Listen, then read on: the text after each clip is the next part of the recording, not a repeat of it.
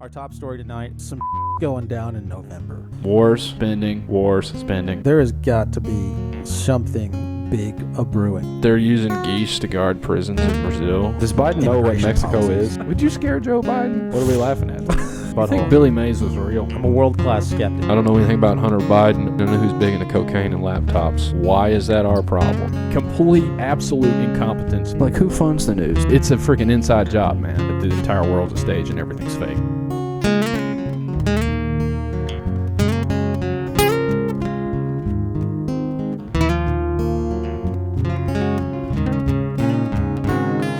Welcome back to another edition of the Veritas Road.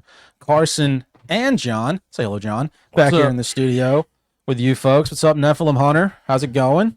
We have an I'm excited about, very excited about tonight. Before we get into that, a couple of housekeeping things to make everybody aware of. First things first, go follow our Twitter account. It got nuked a while back at the Veritas Road Pod. So give that a follow. We got taken down for, what was it? Like spam? They said we were spam. So go follow that. I think John's going to pull it up on screen. We have the Biblical Hitmen coming up. Live stream with them, or him, Stephen, on, what is it, January 23rd at 7 Central. 7 Central is when that's coming up. Yeah, thank you, Knife Hunter. I am feeling much better. Ironic given what we're about to talk about.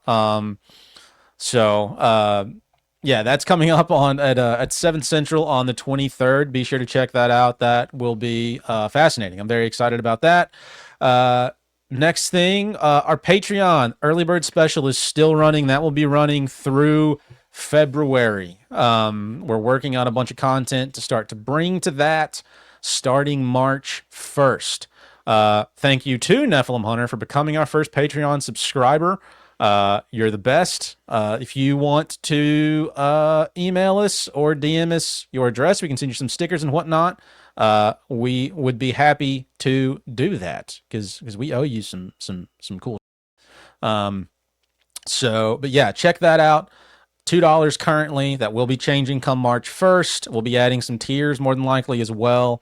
A bunch of cool content coming to that. We've got some segments that are probably going to be Patreon exclusive. You got access to our Discord chat.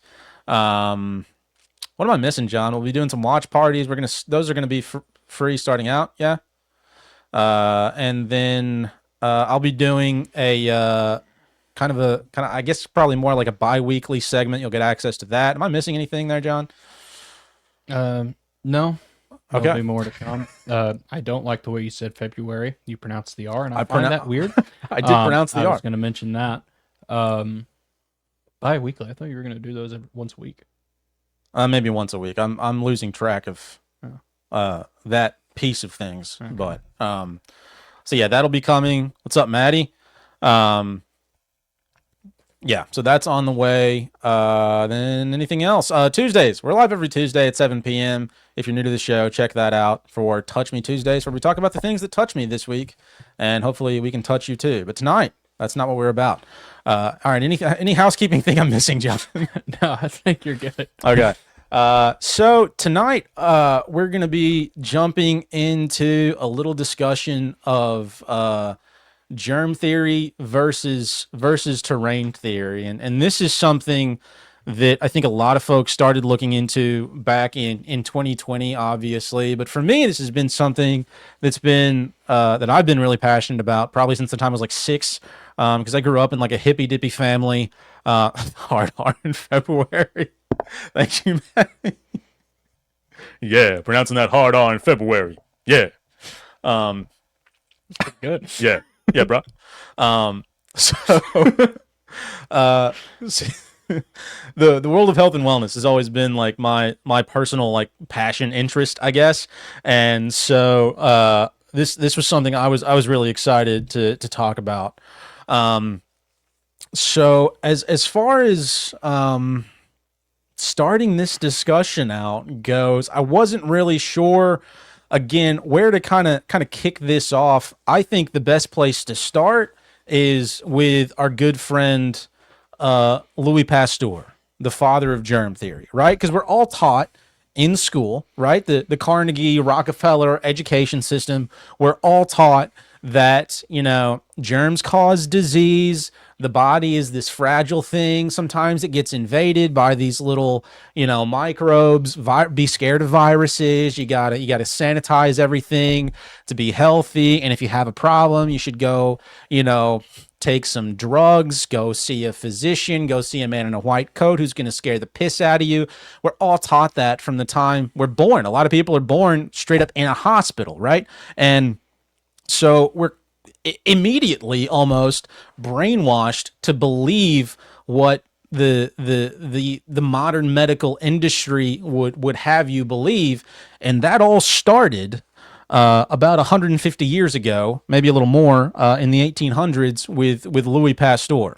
I mean, maybe it started before then, but he's the person who's touted as like the father of germ theory, which is the concept that or the theory that informs all of modern allopathic medicine. This idea that germs are bad, they're a problem, we got to kill them, take care of them to be healthy. And don't get me wrong, like I love.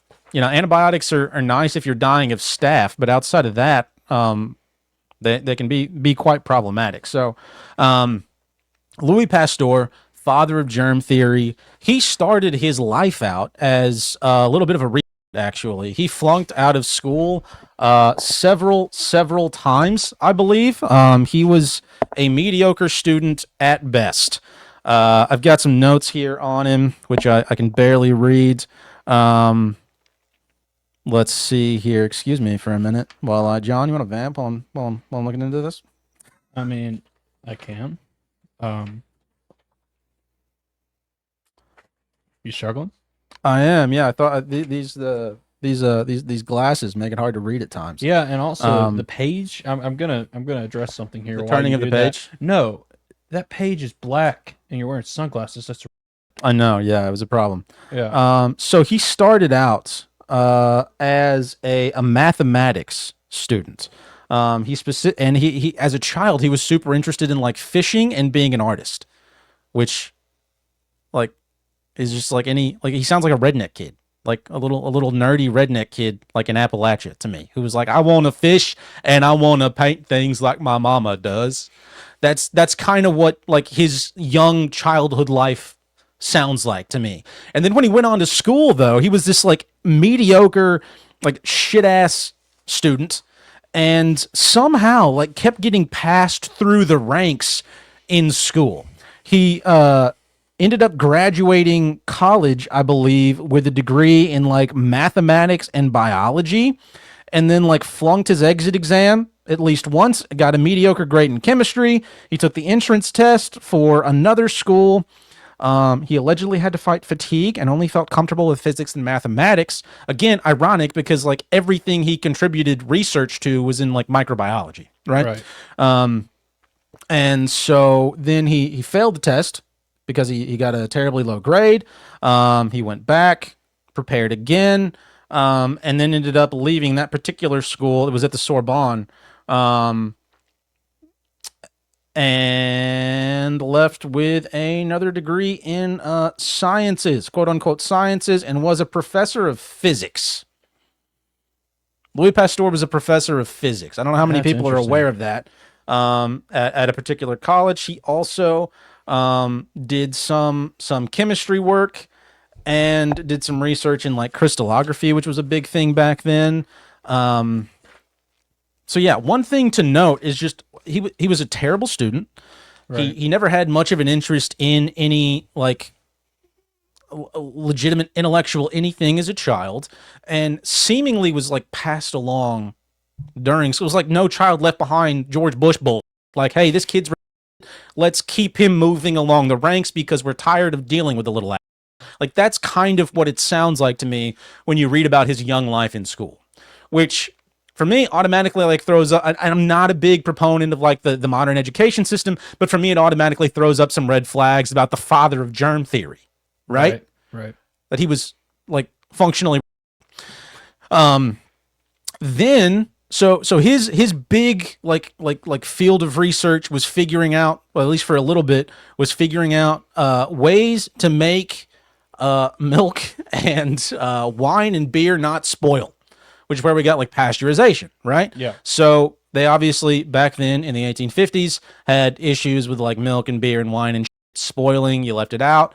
The bacteria went into overdrive. It would spoil. So he came up with the whole idea of like, let's heat it to kill the bacteria and then it doesn't spoil. He also allegedly was the first person to speak out against and scientifically prove that spontaneous generation wasn't a thing. If you're not familiar with spontaneous generation, that's a good question, Matt. Who knows if he was real? I don't know. If you're not familiar with the idea of spontaneous generation, it was this idea that like you leave some shit out on your counter, right? You come back 5 days later, there are fruit flies there. They just magically appeared overnight. That is what people believed for an inordinate amount of time, until supposedly Louis Pasteur came along to correct everybody, that they just appeared out of nowhere. Interesting. Yeah. And he is credited with correcting that opinion in like modern science, right? So he then continued to do a lot of research, again, allegedly, into the idea of combating some of the diseases of the day. Specifically, some of the ones he was most interested in were smallpox and rabies. And that, for me, is where like things start to get a little bit sinister, because he was, as a mediocre student, he started to become well known for lying and plagiarizing in his research. He also started to use like random kids as test subjects. Yeah. So one of the kids he used as a test subject, I believe, was a 9-year-old boy.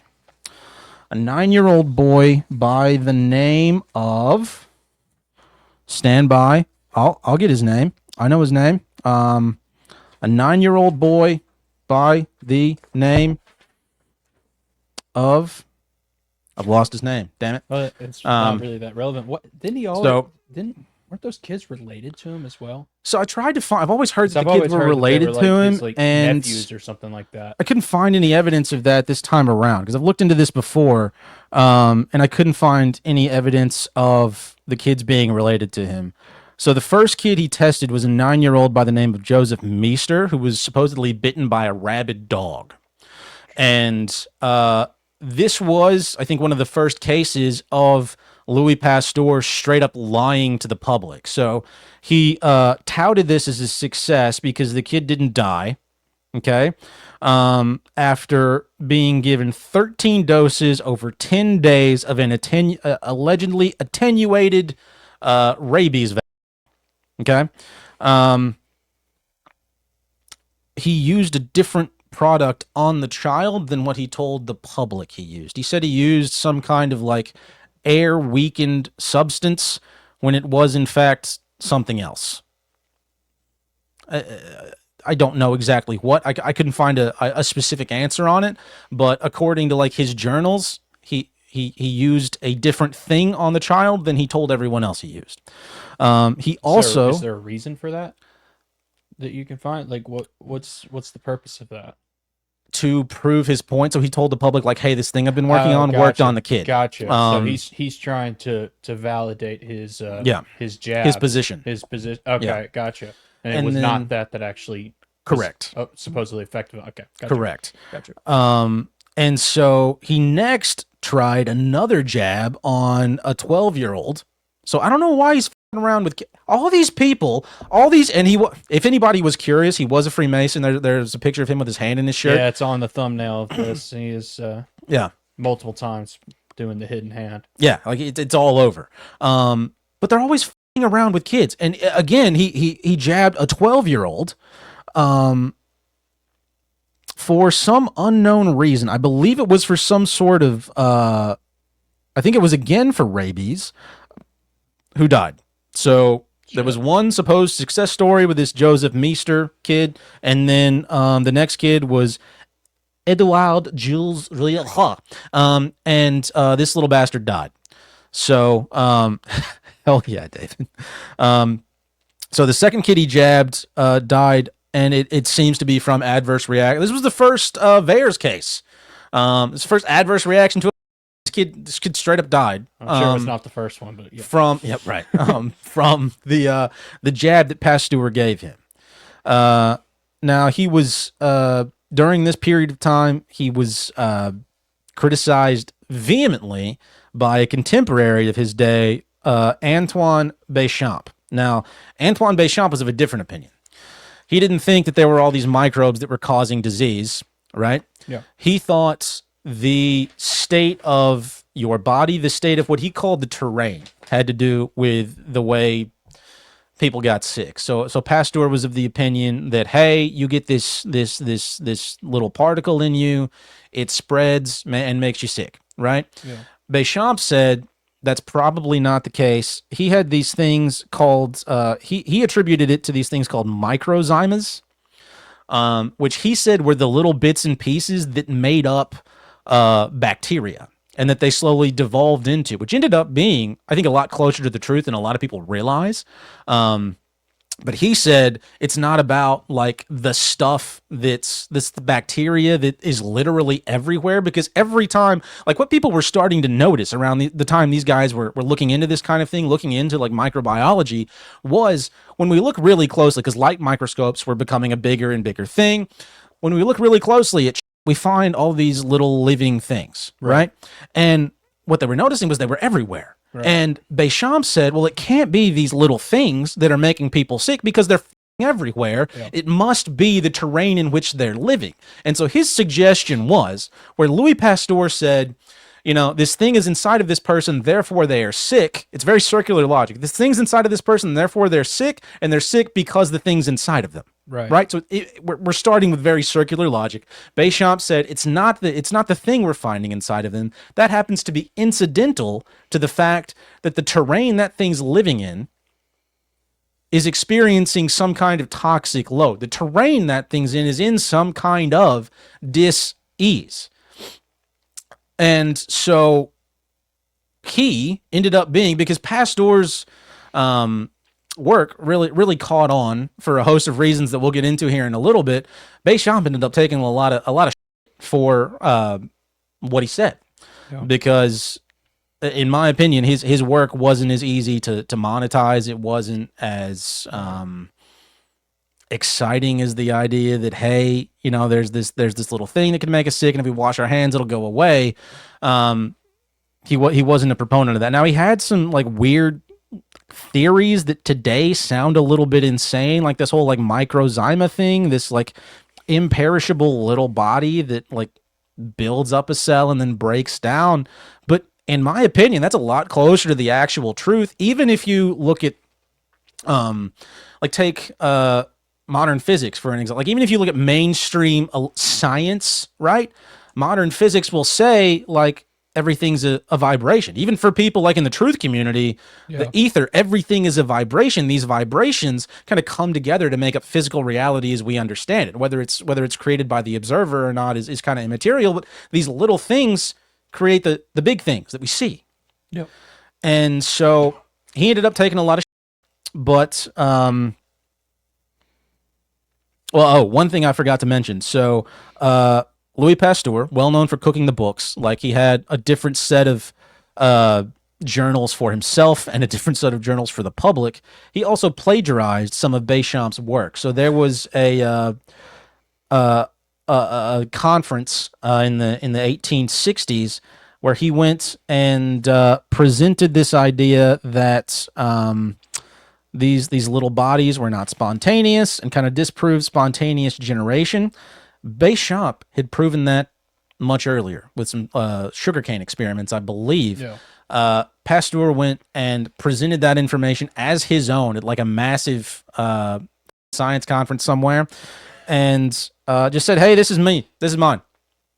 And it was straight up plagiarized it from Bechamp. And so Bechamp never accused him of anything, allegedly because he was too gentlemanly to accuse him of anything. But history of killing kids and plagiarism. So that's where we got the basis for modern medicine. All of Western medicine. Yeah. Was a guy who injected kids with a bunch of plagiarized and was kind of... Yeah. So that's our leaping off point for modern medicine. It's interesting, kind of as an aside. That kind of is a theme of a lot of like modern science people who are venerated, right? Thomas Edison did the exact same Yeah. which is kind of interesting. Seems to be a theme there. There does. What is with all the they all just plagiarize all of their. It's the people who plagiarize that seem to end up like becoming like famous, wildly popular, successful, what have you. Yeah. What the hell's going on there? Yeah. Because, and I guess we don't have to get too deep in the weeds on this, but people have this idea of like a lot of modern technology is perhaps like satanic. People are giving some Satan worshipers in some government lab somewhere ideas for like the fucking iPhone. But a lot of this shit ends up being plagiarized from people like Bechamp or Nikola Tesla. Now, whether or not those were good people, I don't know. Right. They could also be Satan worshiping child. I don't know. Right. But it is weird. Yeah. Like it makes you wonder what the hell's happening. So shortly after Pasteur and Bechamp kind of did their thing, they both hated each other, by the way. They couldn't stand each other. Pasteur was. He said that during his criticism, like when people called him out for plagiarizing some of Bechamp's work, he criticized Bechamp as being, I believe the exact wording was like, he is too rigidly exact in his work. This is supposed to be like in science or whatever. He's too rigidly exact. Is that a thing? Is that a thing in science? Right. You're too accurate. That's fucking political speech, man. It is. That's wild. Yeah. That's it's weird. Absolutely wild. It's really weird. Like, dude, you're seeing like the institute, like the shit that we saw in 2020. Yeah. You're seeing that in the freaking 1860s because it's the exact same kind of shit. Yeah. It's just a repeated playbook. Yeah. That's wild. It's crazy. So they end up realizing after a little bit, if we transplant this bacteria from one person to another, if we take bodily fluid out from one person to another, it's not always making people sick, right? So if I take they'll say like nasal secretions or mucus, essentially I take mucus and gross stuff from your nose and blow it, like put it into another person. It's not always making them sick. So some people got together and they were like, it must be another thing.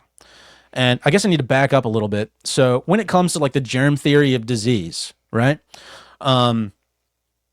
Some people looked at Pasteur's work and said, hey, that's not enough to say like this particle causes this reaction in a person, right? You just saying, hey, cholera or diphtheria or whatever it happens to be causes this doesn't necessarily, you just saying that doesn't work.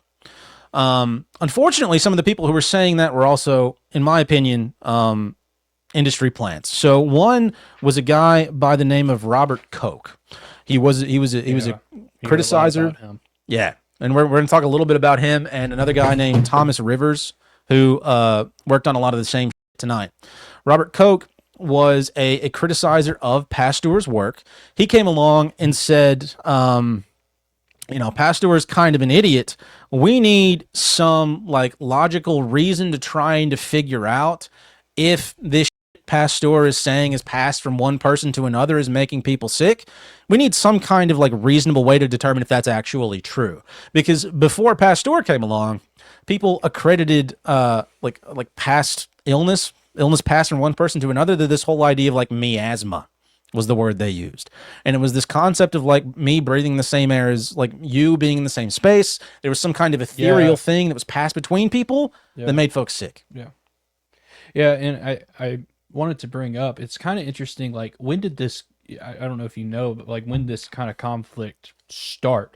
Because in like Eastern medicine, right, in the old world medicine, you don't see any of this.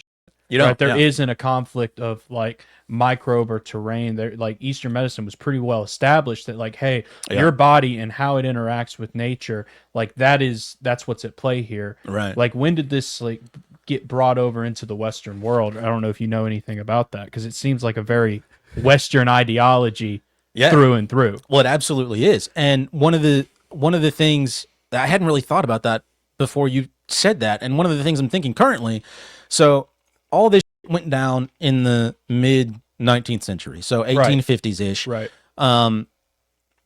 Maybe if you're a Tartaria person, maybe around the time like the Great Reset happened. So post Great Reset, we've got to figure out a way to co-opt the health of the masses, because we can't have like intelligent, healthy people running around.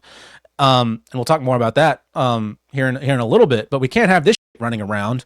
So let's co-opt the entire like health and wellness industry from the get-go. Yeah, that's interesting.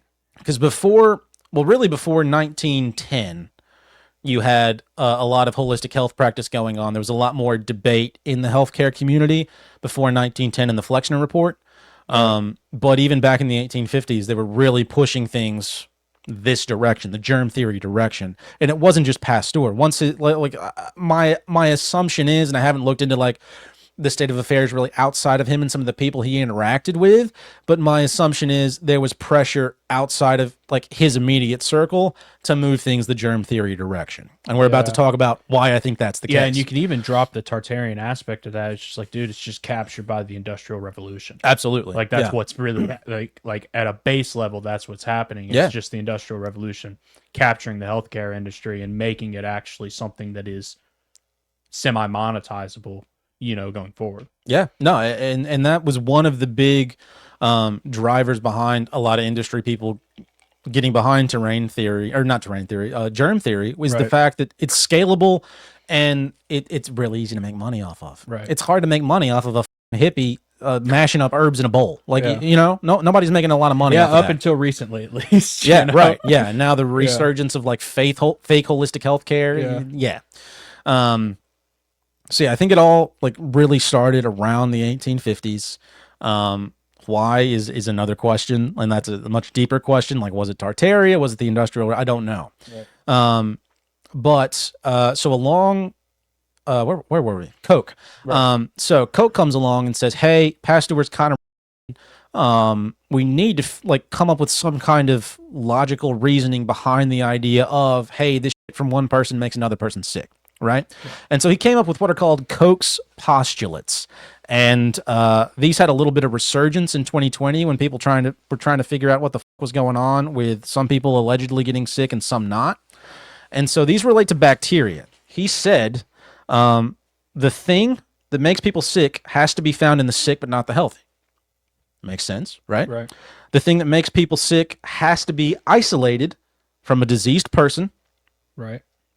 And this is where it starts to break down. So it has to be isolated in the diseased person and then grown in a culture, according to him. So that makes no sense. He's suggesting there needs to be more of it than originally existed in the diseased person while they were sick. Why isn't taking some of it from them and putting it in somebody else enough? Yeah, and as I was kind of looking to this, you're going to find that theme a lot. Is that like as we, try and look into some of this stuff, and you'll get into it in cellular biology and that is like we can't leave things as it is to come to our conclusions. Like we have to take things, we have to change them a whole fucking lot, and then reinsert them completely different than what they were originally. Yeah, and then that's our conclusion that these things do what they do. It's so weird. It's very, very weird, and we'll get into. And it makes no rational sense. Yeah. So they have to be found in the sick, not the healthy. They have to be isolated, and then grown in a culture. And then they have to produce the same symptoms in the new host. So the new healthy host, they have to produce the same symptoms in that person or thing, and then re-isolate it to determine, hey, this is the same thing. Yeah. So not a completely unreasonable list of concepts, right? There's really only one big breakdown of logic there. Why do we need to grow this in a petri dish, right? Why does it have to change before it can go into a new host? Right. Why do we have to change it? It's a little weird. Why do we have to do stuff to it? It's almost like even then, like they seeded their way out. Yeah, I mean a little bit, and that is 100% them seeding their way out to where they actually don't have to hold any of this up to logic. Yeah, and that ended up being the case. So they conducted a shitload of experiments on this stuff, and we'll look at some from the 1950s later. And I know like Tom Cowan, who we'll probably reference a little bit throughout the night. He's an MD who got popular around the time of Corona. He even cites a lot of these studies where they tried to make other people sick by essentially injecting like diseased flesh from another person into them, and it's never worked. Yeah. It's never worked up until they started faking this stuff around the 1950s. Yeah. So Koch came out with these postulates. Incidentally, he just happened to be, and I'm sure this is a coincidence, he just happened to get like 500,000 francs occasionally from Andrew Carnegie. I'm sure that has nothing to do with his actual work, but he's incidentally happened to get a lot of money from Andrew Carnegie when he came and visited the States. Yeah. He was a German, started out as, I think, a physicist. A lot of these people start out as physicists and move over to microbiology, I guess because they can't hack it or what, I don't know. But he came over to the States, and Andrew Carnegie just very generously donated to his work. Yeah, just a philanthropist. Yes, he's just a good guy who happens to take over the steel and healthcare industry. It's not weird. It's just a thing people do sometimes. Yeah. Just a thing people do sometimes. So obviously, like, in my opinion, is Koch was completely bought and paid for by Carnegie, by the industry of the day, by Freemasons and demons and Satan worshipers. Yeah. That's my assumption. So Koch came out with these postulates, and they were never able to really make these work with bacteria. Okay. Enter the problem of the virus. So up until this point, we've just been working with bacteria, which you can see under like a light microscope, the type of shit you work with like in your 8th grade biology class where you look through the hole and you can't really see what's going on. But yeah, up until this point, we've just been working with bacteria. We reach a point sometime around the late 1800s, early 1900s, where they're like, people are getting sick for some reason other than bacteria. Because we can't figure out why they're getting sick. They're not. We can't like isolate a bacteria and move it from one person to another. So there must be something else. Right. And so, like Koch said, hey, it must be another thing that's in there that's making them sick. And there were a whole bunch of theories on what this thing was. I don't think the term virus was coined until the early 1900s. So nobody had an actual name for this thing until the 1900s. A lot of people think of like the concept of a virus or the flu as being like this common thing for forever, right? They had viruses back in the fucking revolution. No, they didn't. They didn't. The word virus wasn't bandied about until the advent of modern healthcare post 1910. That wasn't a thing until after that. People weren't talking about, oh my gosh, you're going to get a virus if you go out back in 1776. It just wasn't a thing. Yeah. And so they realize, hey, we don't have like some answer for why some people are getting sick and some aren't, and we can't pass it from one person to another. So there must be some other thing at play, some other thing that's too small to be seen under the microscope, because they would like filter out. They would take fluid from a person, filter it through filters that were too small for bacteria to get through, but like the liquid could. And pass that on to another person. It still wouldn't make them sick, but they were just trying to figure out like, hey, why are some people getting sick and why some weren't? So they come up with the idea of the virus. And viruses weren't actually like physically seen until I believe it was like 1938. Because, quick question for you, John, can you see a virus? No. Can you see them under a light microscope? No. No, you can't see a virus under a light microscope. Yeah. Viruses weren't allegedly seen until I think it was 1938. I've got it written down somewhere. We'll get there. They weren't seen until the advent of the tunneling electron microscope at Cornell or wherever it was invented. So another guy comes along, Thomas Rivers. He says, hey, this new like novel thing we have out there, this virus or whatever it is, we've got to figure out a way to make it make sense, right? We've got to figure out a way to make the transmission of this thing make sense. Koch's postulates aren't enough because they're not fucking working, so we got to figure out something else. Yeah. And so he comes up with his addition to the medical world. They're called Rivers postulates. Fun name. Where he says they're essentially conceptually the same as Koch's postulates, but a little slightly more. So we've got to isolate the virus from the diseased host, right? Whoever it's living in. Again, we have to cultivate it. We have to cultivate it in some kind of solution, in some kind of cell, and then prove that it's filterable. Okay? So their thought was it's not the bacteria, right? It's something in the fluid. So we've got to filter the bacteria out. So we're going to cultivate the virus in a cell culture, filter out the bacteria and whatnot, and then you've got to produce the same disease in the host. Okay? So we're gonna take the from the diseased person, grow it, filter it, put it in the host, see if they get sick, and then if they do, re-isolate the thing that allegedly made them sick. And then we need to detect a specific, repeatable immune response in the sick people, the people who are making sick. Yeah. Okay? Seems relatively rational.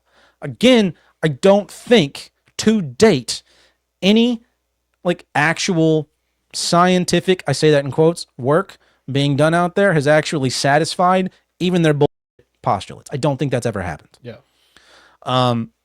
Another just incidental thing, Thomas Rivers just happened to be the director of the Department of Bacteriology for the Rockefeller Institute. Again, just a coincidence that he happened to work for Nelson Rockefeller for 30 years. Just happened to. Yeah. Okay? So, up to this point in the story, we just have a bunch of seemingly random people who are kind of tied together a little bit by like the Carnegies and the Rockefellers, and a bunch of just like really bad scientific work. One thing I forgot to mention though, the father of germ theory, Louis Pasteur, right, well known for cooking the books, plagiarizing all of that, on his deathbed, and I'm sure a lot of people have heard this. I know you've heard this. Yeah. Said, and this was a quote from one of the guys that Antoine Béchamp learned from, whose name escapes me right now. I'll come to it later. On his deathbed, said, "The microbe is nothing. The terrain is everything." Now, why would he say that? Yeah. Like, what reason? He's dying. He has nothing to lose. He was relatively popular in his day, which wasn't common for a lot of like scientists back then. What impetus did he have to say that, other than some kind of like moral obligation? Maybe he's regretting. Point being, he essentially recanted his whole life's work. He essentially recanted the basis of modern healthcare and modern medicine on his deathbed. Yeah. And that is the cornerstone on which a lot of this hospital, a lot of this take this drug, take this injection is built off of, is his work. They point to Louis Pasteur, the father of germ theory, the father of modern medicine, this child murdering, Masonic lying ass who recanted his life's work on his deathbed. I'm sure it was just a coincidence, though. He was probably on a lot of drugs. Von Braun did the exact same thing. Yeah. And I mean, we can just pause it there for a second. Like, is this some kind of weird, like, revelation of the method type shit? You know? Like, are they required to say these things as they're dying? Because for me, like, if I'm the people, you know, running and scripting this shit, I'd rather you not say that as you're passing from, you know, this phase of life to the next, or what, you know? I mean, maybe these people were demons who were, you know, I don't know, but like, I'd rather you not share that information. I'd rather that not be public. Are they required to say this? Is it just incidental? Are they trying to kind of like the Watchers when are they trying to make peace with the creator before they pass on? No, that's my thinking. Is like, I think that's probably the only time we actually see these people as real people, right? Yeah. Is when they're dying, they realize it's like, oh shit, I've got to go face the creator and answer for what I've done. I'm going to make a very half-assed last attempt to kind of rectify the allegiances that I've sold in my life, and you see that on their deathbed, right? Because it's like Von Braun died basically exalting God. He did, supposedly. Is what he did, right? But he spent his entire life misrepresenting him and lying. Right. Yeah. Right. And, you know, he died trying to bail himself out, and that's why he put that verse on his tombstone. So, Yeah. Yeah, That's no. kind of what I think. I don't necessarily know if it's a revelation of method. I think it's probably the only time that those people are actually honest and Yeah. probably scared shit, realizing, oh, what the fuck have I done? Maybe You know? so, yeah. It's like probably understanding the deal that they made with the devil Yeah. when they actually have to go and account for it, Yeah, no, you make an excellent point. And it's got to be some kind of like Faustian satanic deal because a lot of these people were, I'm not, insignificant's not the right word, but like unimpressive Yeah. until they became impressive all of a sudden. Yeah. And I mean, dude, you see that all the time today. Yeah. But yeah. Absolutely. And you pay a price for it. Yeah. Yeah. You absolutely do. You absolutely do. Claude Bernard was the name of the person I couldn't remember earlier. That's who Pasteur quoted as he was dying. Claude Bernard had said, the germ is nothing, the terrain is everything previously. And he was the fellow who informed a lot of Antoine Béchamp's work. So he was a big terrain theory advocate prior to Antoine Béchamp. So we have all this going on where obviously Carnegie and Rockefeller are pushing some of the more popular scientists of their day or taking unimpressive people and making them popular scientists of their day to push their agenda, right? Right. And then, so after all this has gone down, enter Abraham Flexner, another unimpressive student, kind of like what's his name? Kind of like Pasteur, kind of like Koch, and again, just another unimpressive student who was discovered flunking out of like a philosophy course at some Ivy League school somewhere. They pull him and have him write a report on the state of modern medical education. And this was a report that was commissioned by Rockefeller and Carnegie. They have him write a report on the state of like modern health education. And as a result of that report, so prior to 1910, okay, education for medical schools and medical doctors wasn't even remotely standardized. And what we had before then were a lot of schools of what would equate in that day to something similar today of like schools of naturopathy, homeopathy, chiropractic. The father of chiropractic medicine was also a terrain theory advocate, by the way. Yeah. We had a bunch of schools like that in addition to allopathic medical schools, which were schools focused on drugs, essentially. So we had both, okay? But we had both in kind of equal proportion, right? Bunch of holistic healthcare organizations, bunch of schools that educated people in allopathic medicine, which don't get me wrong, like I like the idea of surgery if my leg gets broken. It's nice. Outside of that, not allopathic medicine is just not a great tool for like health and actually expressing health. Yeah. So they have Abraham Flexner write this report. Lo and behold, they determine there's a bunch of just heretic nonsense going on with these other educational facilities. And we can't have that.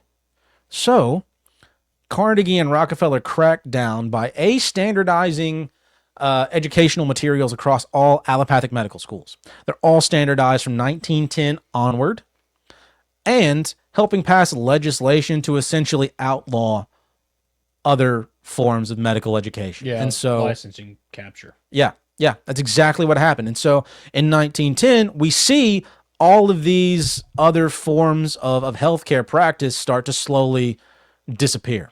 And I mean, I think they're experiencing a little bit of a resurgence now, 110 years later, but like they just took them off the map. Yeah. Which is wild. They obviously had an agenda.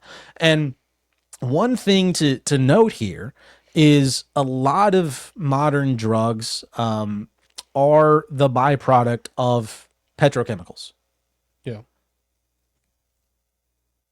Interesting. Standard Oil being owned by that's Nelson Rockefeller. Yeah.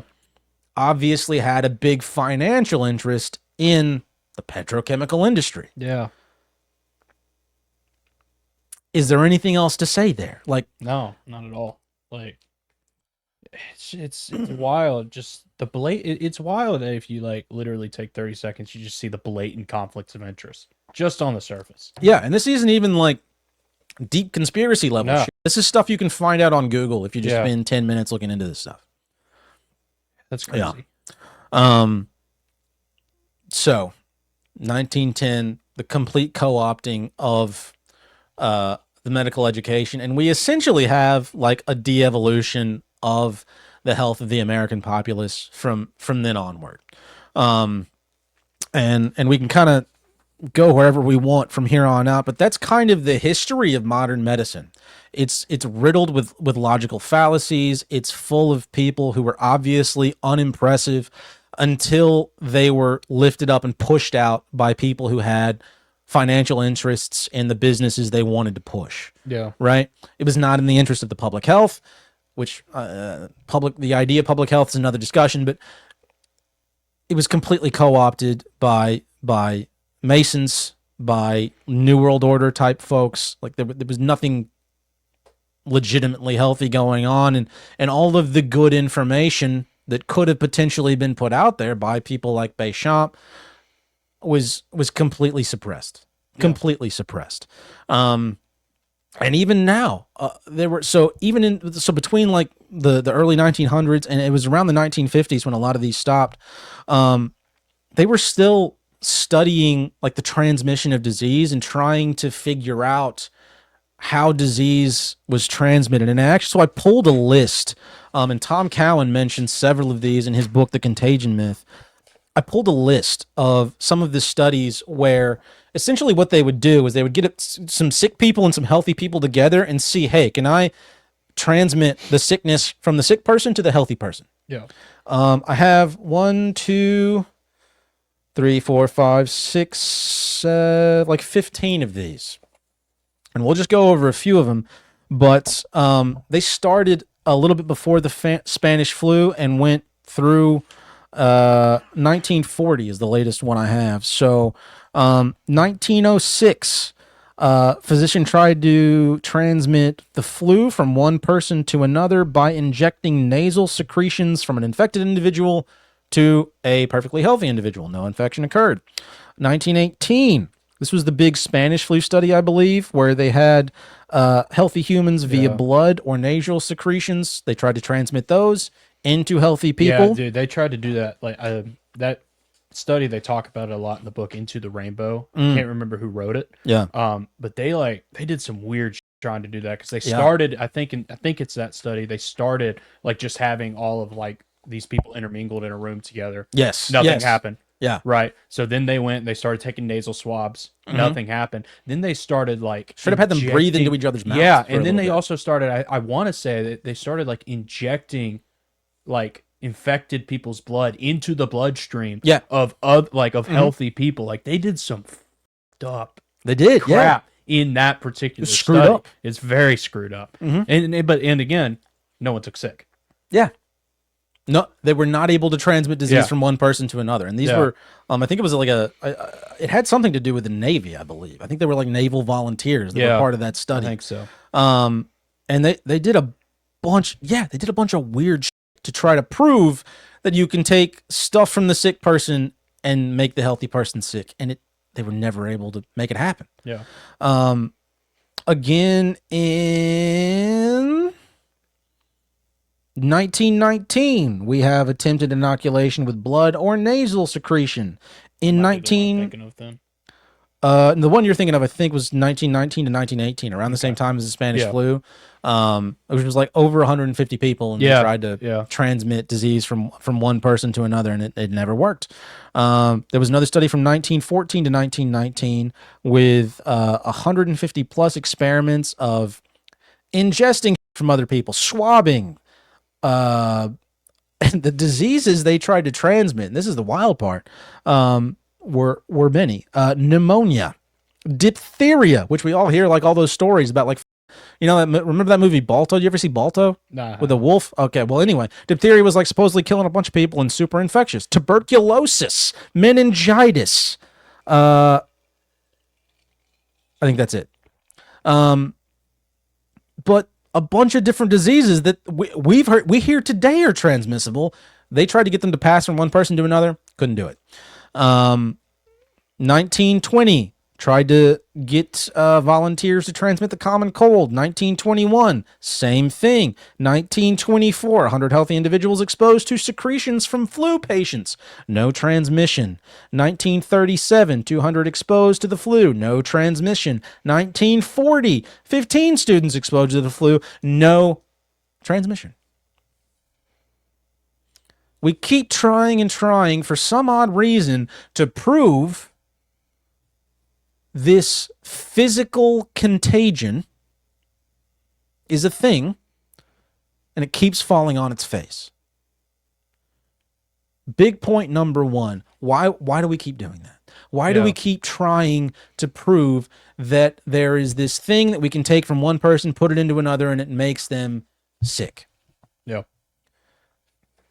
My best guess, and we can pontificate a little bit on this. My best guess is it's in an effort to kind of mask the nature of reality as it is. Okay, this idea that people like Bechamp and a lot of people after him had, that the particle is not the problem. It's the world you are living in. It's the frequency at which you vibrate that actually makes a person healthy or makes a person sick. Right. Why are we trying to mask that? Yeah. And I don't know. It's just weird. It's just odd. I mean, part of it is probably a little bit of human nature, like human sinful nature manifesting, because it's like, you know, if you take the terrain theory approach and you take the idea that it's like, hey, it's the environment that you're exposed to, it's how you are taking care of yourself. It is like it's you. It's on you. Yeah. There's a lot of responsibility in that, and we hate responsibility. We hate accountability. Yeah. Right. So part of it is like, especially as it gets downstream from the top, is just this avoidance of accountability, right? Because it's like we kind of have a nature, right, to seek things that don't hold us accountable to ourselves.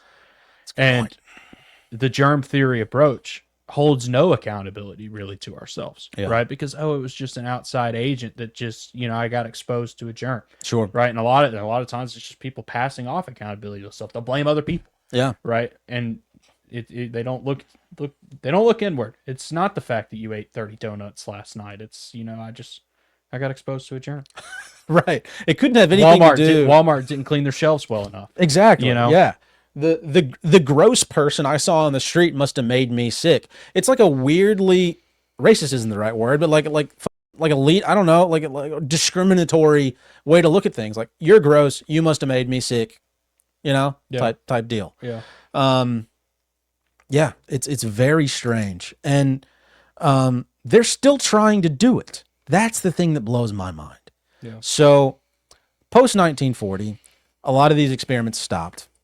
And you'll have people out there who tell you we've allegedly isolated a virus and proven it's a thing and transmitted it from one cell culture to another. They're not moving them from people, one person to another. Those experiments stopped a long time ago. People aren't doing that anymore because they realized it doesn't work. Yeah. They've absolutely realized it doesn't work. Isolating the bacteria, isolating the alleged virus doesn't work. And so they stopped trying to make that happen. Look wherever you want. Post 1950, you won't find record of people doing that.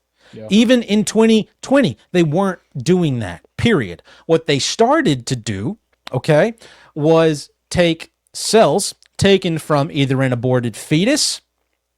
All right, so we've got some weird, like, murdery fucking with children there, right? Or, more commonly, vero cells, monkey kidney cells, okay? We'll talk about that in a minute, actually, Knife Hunter. Yeah. And what they do is they find whatever fluid they imagine is diseased, okay? They take that fluid, they attempt to isolate the offending particle, the virus or whatever. But what they actually do is they take fluid from you or me, nasal secretions, maybe blood. They put it in a centrifuge, and it spins around. All the heavy shit flows towards one end. The lighter shit stays in the other. We assume The viral tissue is in the plasma bit. Okay, the liquidy bit. Yeah. So they take that and then mix it with antibiotics, things like formaldehyde, some weird like GMO nutrient, and inject that into the bacterial culture. Okay? So they take the weird secretions. They don't isolate the actual thing itself. It's in there floating around with a bunch of other stuff from your body. Yeah. Who knows what. And then they add antibiotics and a whole mess of other, typically like a steroid and something to allegedly like stop the bacterial culture, essentially freeze the bacterial culture where it's at. Okay? So they take all that, mix it all together, and then they put that into typically Vero cells, which are monkey kidney cells, which are supposedly like the easiest thing for them to use. Okay. Then what they see is those cells go through, I can't remember the exact name of the process, but those cells will die. They'll inject the stuff into the bacterial culture. Those cells will die, and they'll say it's because of the virus. Now, a couple of problems there, okay? First one is a logical problem. You're assuming the virus is in that stuff, even though you haven't actually isolated it that we're aware of. Already, from the get-go, you're injecting it into this thing, and you're saying because the virus was in it, it died. Yeah. But then you're saying it died because the virus was in it. It's very circular logic. I think it's like begging the question, I think is what like debaters will call that. Yeah. There's no actual reason involved in figuring out whether or not this you injected into this thing, why it caused the cell death of that particular culture. My assumption is we're adding a bunch of GMO food, antibiotics, and just these random like cell secretions from a person into this mixture of monkey kidney cells. What other choice does it have? They put like formaldehyde in there as well. It's gonna die. Yeah. There's no other, like, you're putting antibiotics in there. What are antibiotics? They kill shit. Yeah. It's gonna die. There's no other option. And so you're always going to get a positive result that says, hey, there's something in here that's making it sick. Yeah. And that is still how they conduct viral research to this day. Yeah. As far as figuring out if there's an offending particle in a thing or not. Mm-hmm. You look like you have something to say. Yeah, it's just, I was listening. It might be a little off topic, but I also think it's a little on topic. I was listening to an interview that Tom Cowan did today, and he made a very profound, very simple, logical point that I've never thought of before. It's like, how the hell do we actually know what cells do? Right. Because if you actually think about how we look at cells, we never look at them acting in the environment that we say they act in. Because to pull a cell is like, especially in like deep organs, you have to cut out a part of that organ. You have to chop it up. It kind of by nature has to pretty much be dead. And then they add all a bunch of dyes and to actually be able to see it. Heavy metal dyes, they add formaldehyde in order to like stop it where it's at and look at it. So we're adding already things that are toxic to that particular cell. Yeah. So you're not seeing it as it actually exists in a living, healthy person. So how on the get-go, if you're saying that this is, killing these cells, like this virus is killing cells, you don't actually even know what they do to begin with. Yeah, you can't exactly right. You can't actually prove that on a logical basis because you can't see it, right, as it exists in a living, healthy person for the most part. Yeah. You can't. It's just, you don't have the technology to begin with. Yeah. Right? I mean, sure, you can probably make assumptions based on what you see after the fact, but like it's still not the same. And it's you can't like make absolutes off of that either. Right. Yeah, no, you're absolutely you're right. Starting like the basis is a logical fallacy. Yeah. Like the whole basis of all of it. Right, in like microbiology is a logical fallacy because we've assigned absolutes and functions to our body that we actually can't prove because we can't actually witness it. Yeah, no, you're absolutely correct. And one of the weird things is some of the actual function of the body can legitimately be witnessed, and this is again a little off topic, but one thing that like homeopaths and doctors who are into like Germanic new medicine will do is they will draw blood from a person or fluid from a person, set it aside live. They don't add to it. And then they might do stuff to you. Okay. Maybe apply an electrical current to you, maybe do this or that test to you, and then they will observe the fluid they pulled from you. Oh, yeah. I've heard That fluid will I've heard react according to what's being done to you. The same thing can be observed in like, so xylitol is a crystalline structure, like a crystalline, has a crystalline molecular structure.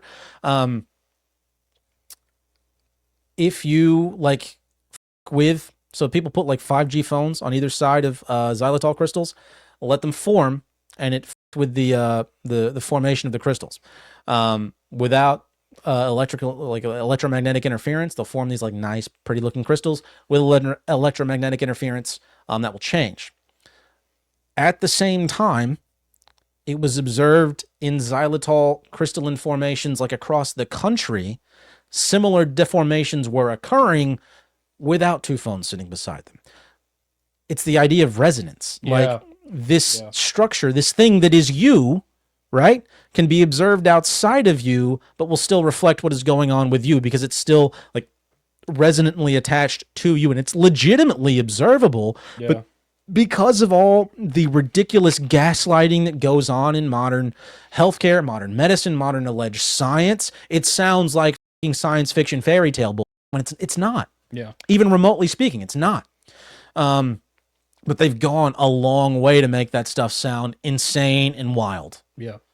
Yeah, you're exactly right. You're not even when they pull living cell tissue from a person, they kill it to observe it. And so you can't observe actual like cellular function in a lot of these studies because you've already murdered the thing and removed it from the environment it's supposed to live in. What do you actually expect is going to happen? The same thing is true for like these monkey kidney cell cultures they take. They're taking cells from like these African monkeys, okay, that they breed specifically for research. They're taking cells out of them, putting them in a foreign environment, bathing them in antibiotics and toxins, and saying because they break down, there must be a virus present.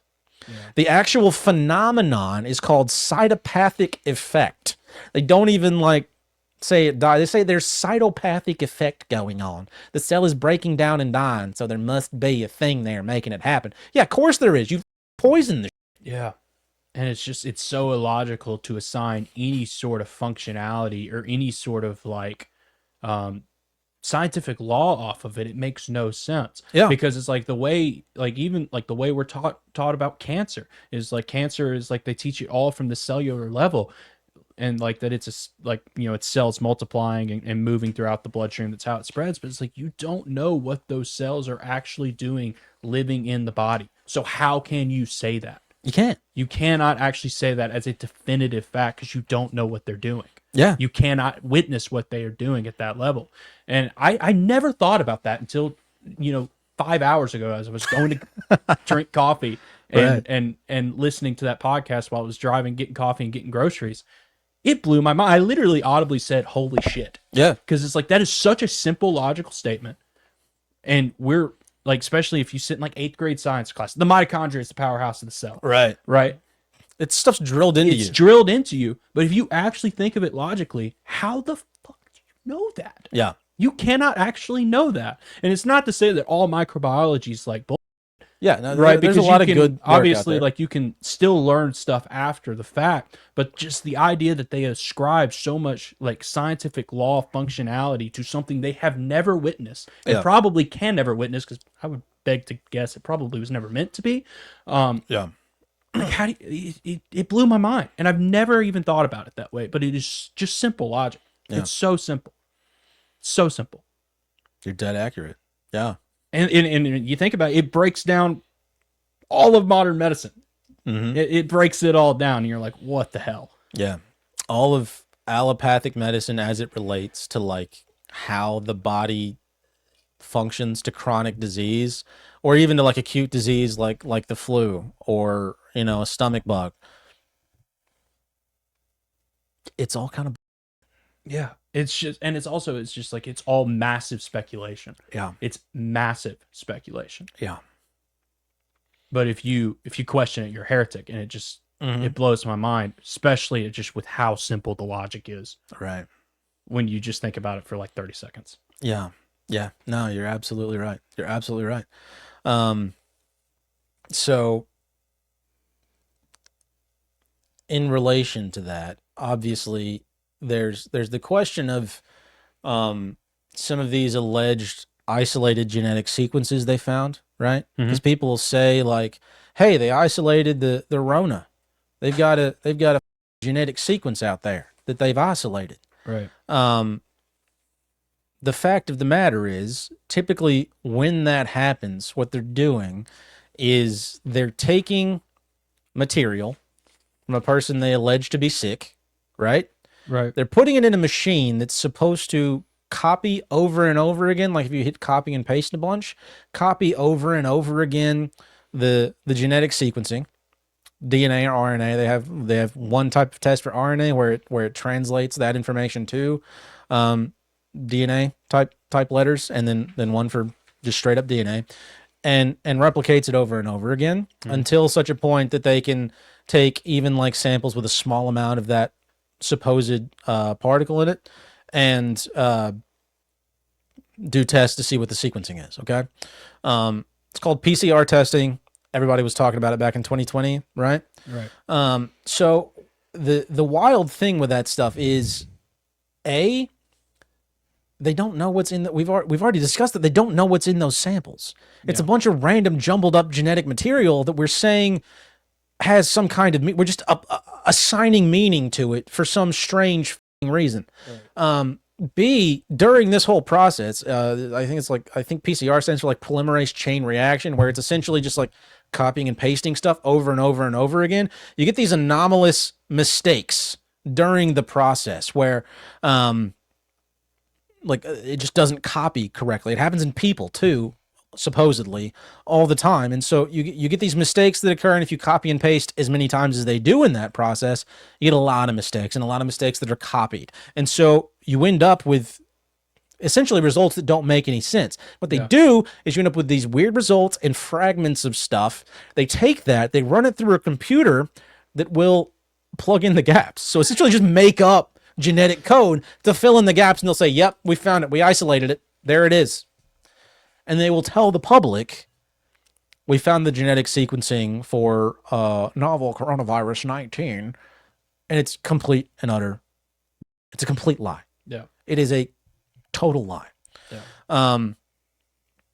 So like even when people say they've isolated the thing, it's absolute bullshit. Now with the question of things that seem to be passed around, and this is one that I'm continuing to look into because some of them are a little weird. Like you know when like we see it regularly where like mom gets sick, then dad gets sick, then little girl, little sister, or I think somebody mentioned STDs earlier. Yeah, like Hunter did. Those are all like observable phenomenon out there.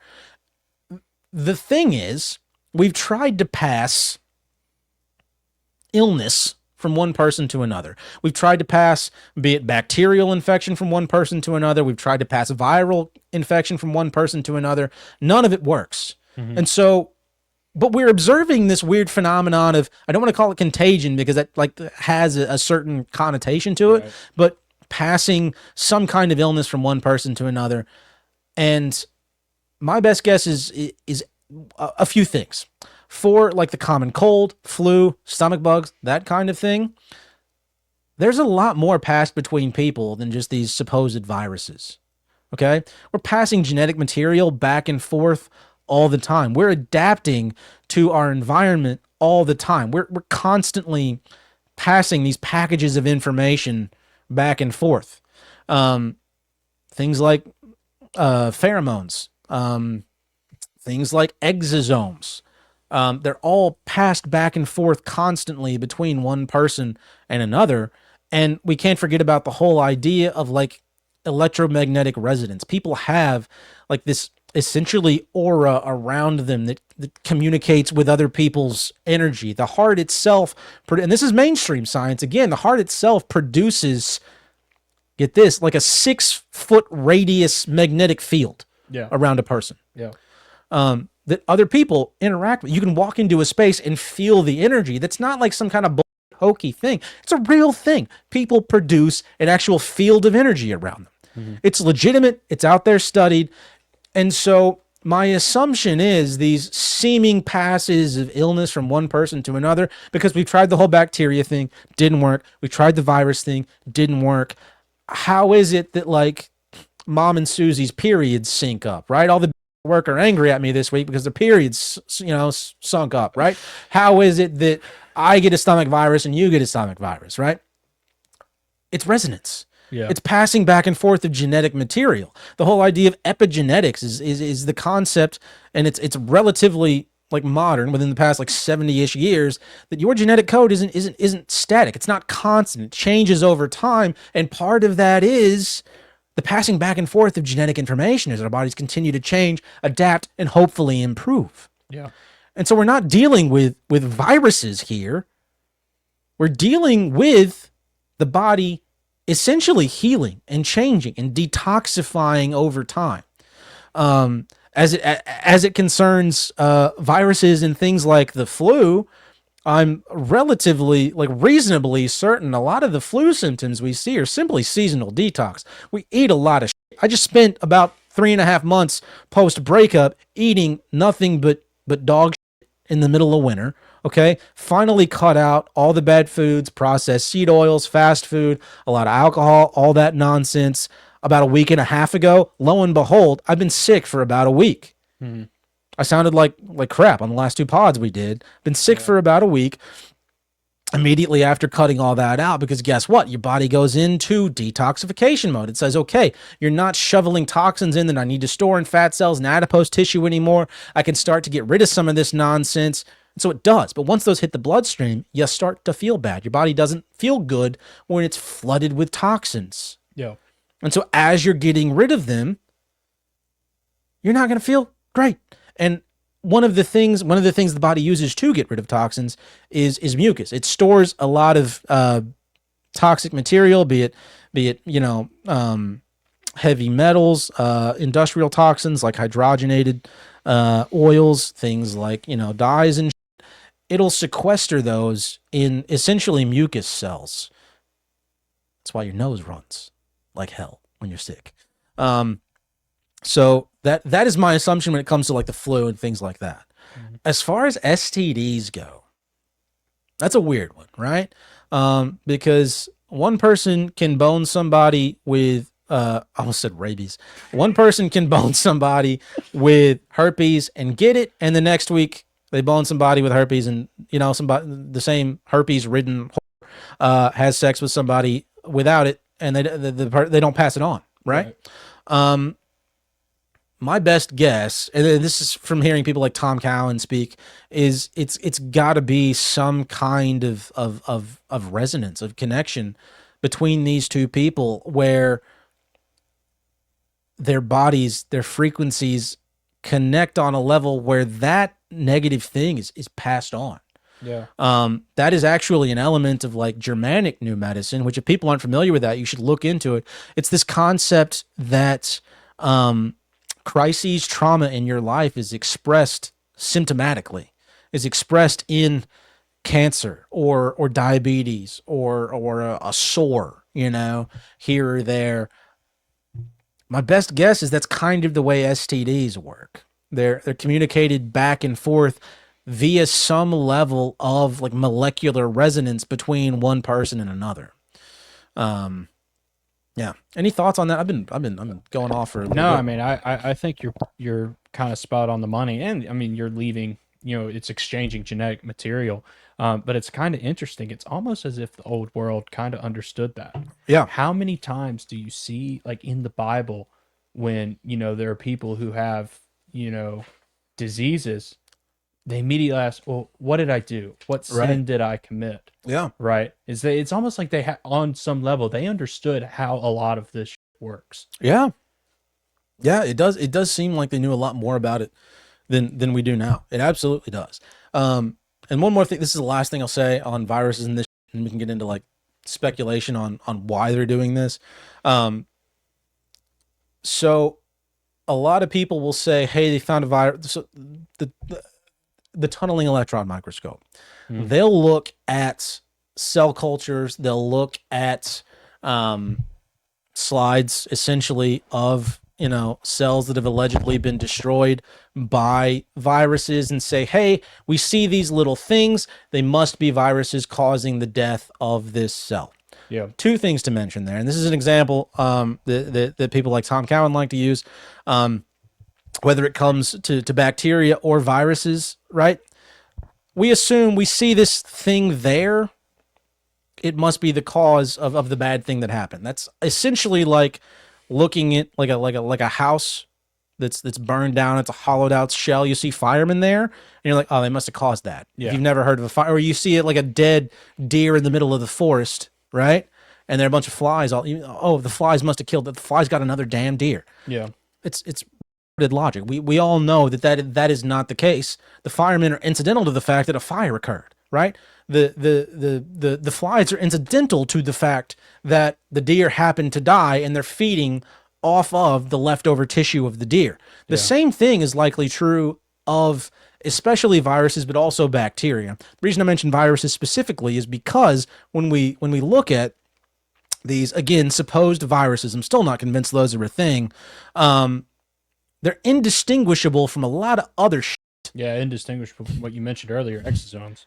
They're Like indistinguishable from exosomes, which exosomes, he for does those a great people who... presentation on that. Who? Andy Kaufman. Oh, yeah, he does. Back in 2020, he was nailing those presentations on actually what those are and kind of showing them side by side. Yeah.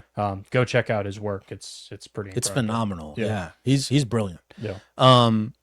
They're indistinguishable from exosomes, but they're also indistinguishable from a whole mess of other stuff. I have a list of it right here.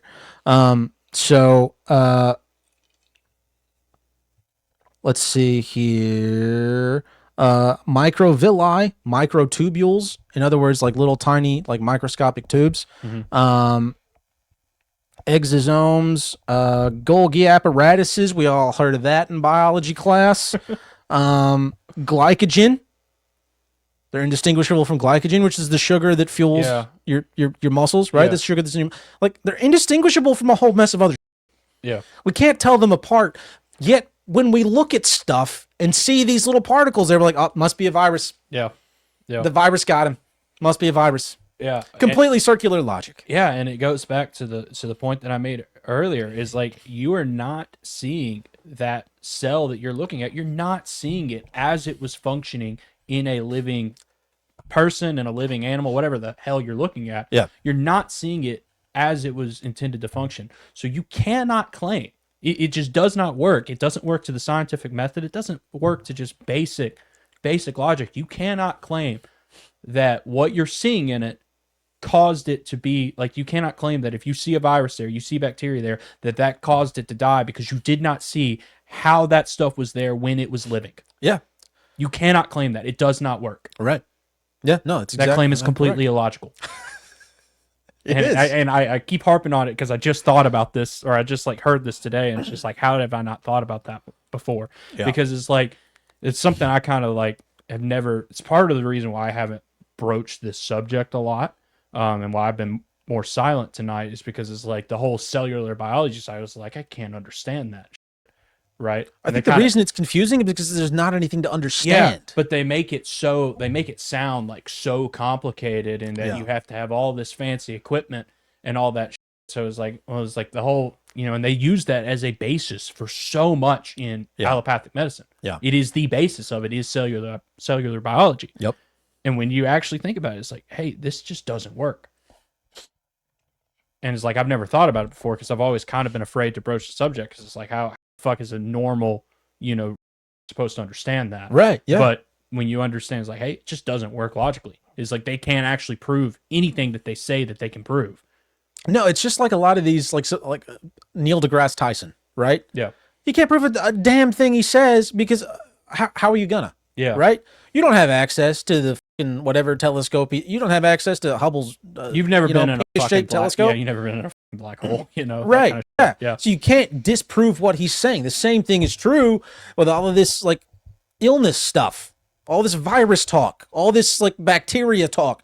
You can't disprove it. Do you have a damn like electron microscope at your house to be able to look? No. Yeah. No. How are you gonna fund that level of like fund that level of research to look into this stuff to confirm that what these people are telling you is actually true? You can't. We fabricated a story such that you can't go out there and determine whether or not it's false. It's unfalsifiable. Yeah. And that flies against everything they tell you science, in quotes, represents. Yeah. And one thing that I thought was odd, and I've had this argument with a couple of people in the past, is so I've wondered from time to time, like, what their list of priorities is, right? Robbing people of their health, robbing people of their wealth. What does the New World Order, what are the satanic people out there, these demons that are producing all of this information, like what's their top priority, right? Right. If you have a list of priorities, again, in my opinion, and if we ever get Murph back, he'll probably take issue with this because he and I have argued about this a time or two. I would argue my list of priorities, if I set a list of priorities for a Saturday and there's I want to get done, I'm going to put the most important thing at the top of the list. I'm going to take care of that first, right? Yeah. The Federal Reserve Act was enacted in 1913, right? Where we started robbing people of their wealth. Right. The medical industry was co-opted in 1910 by the Flexner Report and Andrew Carnegie and Nelson Rockefeller in 1910. 3 years before. They're really close together. Yeah. But we started robbing people of this knowledge a little bit before we started robbing them of their ability to buy stuff. My line of thinking is a lot of this is in an effort to cloud people's minds as much as possible so that we can usher in all this other shit that we want to usher in. Yeah. If you look into the effects of a lot of modern allopathic medicine, one of the biggest side effects of most of the medical practices that exist today in allopathic medicine is brain fog. If you take a lot of non-steroidal anti-inflammatory drugs, things like Advil, Excedrin, which I have been known to take, I'm ashamed to say. Been known to take a lot of it. I have been. Yeah. They produce a lot of brain fog. But even past that, I think part of the play is we've elevated these people who go to medical school, these people in the white coat. We've elevated them to the level of high priests, more or less. And so we essentially get people to go into their office and to give up their self-agency to this high priest and accept whatever, in my opinion, satanic intervention they want to employ for whatever you have going on. They're going to tell you, John, I'm very sorry, you're diabetic, and the only way we can really manage this at this point is to give you some insulin, and you're going to be on that for the rest of your life. Yeah. You're scared. You don't know what's going on. Guess what you're going to do? You're going to take the insulin, and you're going to say, thank you, doctor. Yeah. Or you're going to walk in there. You're going to say, and they're going to tell you, unfortunately, you've got, stage 3 lung cancer. Our best bet at this point is to start a round of chemotherapy and hope for the best. Yeah. What are you going to do? Yeah. You just heard the C word. You're scared shitless. You're going to hand over your self-agency to that person in the white coat and pray that they're correct. Yeah. That's what you're going to do, because they're now the authority figure passing on essentially the word of their secular science god to you and telling you this is how you're going to get well, while at the same time slowly poisoning you. That's what they're going to do. And I think that is all in an effort to pull people further away from the way the creator intended us to live. Like, I think that is the purpose of 99% of allopathic medicine at this point. Well, you're using a very good analogy, and that is the analogy, like, this religious analogy. And brother, they're creating a religion. Yeah, absolutely. And if you think about it, and if you think about all of, like, I take the Brandon Joe Williams kind of lexicon, I like to call it the all caps science. Yeah.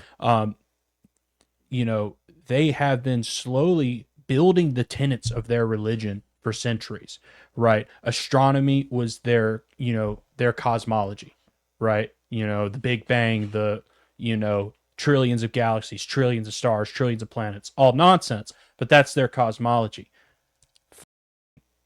Germ theory, cellular biology, all of this is their creation story. Yeah. The Bible tells us that we were created from dirt and the breath of God. They tell you you're created from a bunch of micro, primordial tiny, ooze. Primordial ooze, Yeah. right? And they've built that creation story, right, over the past century through the rise of germ theory. Yeah. And they've built a tenet of their religion. Absolutely. Right. And then, we talked about, a few weeks ago, AI, they're just building another tenet of their religion. Yeah. It's religion building. That's what they're doing. They're building a secular religion, and as you mentioned earlier, it's ultimately to defy the creator. Yeah. But that's what it all is. Hell yeah. And you see it in the imagery. I know we talked about this. We talked about this on the Occult Rejects app we did. You see that everybody looks at like medical symbols, right? Like the symbol on the back of the ambulance, the snake with the staff in that. Caduceus. The caduceus. The original symbol for medicine and health was the rod of Asclepius, which was this single snake wrapped around a staff. Yeah. Which once upon a time denoted like somebody who was educated in how to make you well. Yeah. And I always hearken back to like the Israelites when God sent the snakes to their camp, and they had to put up a statue of, I think it was a snake, and they had to look at it to be healed. I've always assumed there was like kind of similar things. I mean, those weren't snakes, brother, but yeah. Yeah, well, I mean, that's the way it's described in the Bible. Yeah, they weren't snakes. Yeah. What do you think they were? They were seraphim. They were angels. Ah, there you go. The word there is seraph, which means fiery serpent. Oh, son of a bitch. We're going to have to talk about that more. Yeah, they weren't snakes. Well, they put up a statue of a snake. Yeah. And they had to look at it to be healed. Yeah. And so I've always like likened the rod of Asclepius to that, which was used to be like the symbol for like, hey, this is a healthcare provider. Now it is the caduceus, which is these two snakes wrapped around a staff, and that is a symbol for commerce. Is a symbol for like contracts. And for me, the way I look at it, it's a symbol for letting you know you're about to enter into this contract to give over your self-agency, to give over your not just physical but spiritual welfare to this guy in a white coat. Yeah. And I mean, I think it's all designed that way, but you can see it in the symbology. It's right there in front of you. Yeah. It's hidden in plain sight type. It's just wild. Yeah. I'm at a loss for words even just thinking about it, because it's so apparent once you're aware. But I mean, who would be aware? I didn't even know that until like 6 months ago. Yeah. I had no clue. It's manufacturer consent. Yeah, absolutely. That's the term I was looking for. Manufactured consent. And I think the other thing that a lot of people aren't fundamentally aware of is the like intertwined nature, the completely paired nature of like your spiritual well-being to the way you treat the vessel you're given. Yeah. And that is one thing that is like a tenet of, especially like Christian religious practice in the Christian tradition that a lot of people aren't aware of is this whole idea of like, if you want to commune with the creator, if you want to commune with a deity, part of what you're going to have to do is cleanse your vessel. Yeah, I mean, that's what the Mosaic Law, what a lot of people think, that's actually what it was there for. Yeah. Right? It was more of a law to like, hey, how do you live a healthy lifestyle so that like spiritually you have the, ability to actually connect with God. Yeah. Right.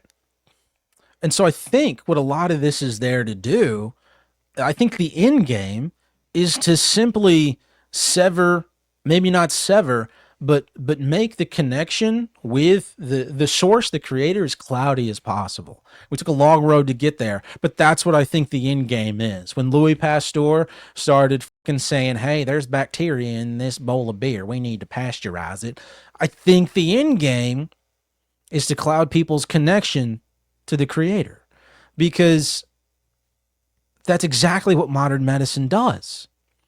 Don't worry about the way you eat. Don't worry about sunlight. Don't worry about exercise. Take this pill instead. What's that going to produce physically, mentally, and spiritually? Right? Yeah. You're not going to know which way is up. Your mind's going to be cloudy. You're going to slowly physically deteriorate.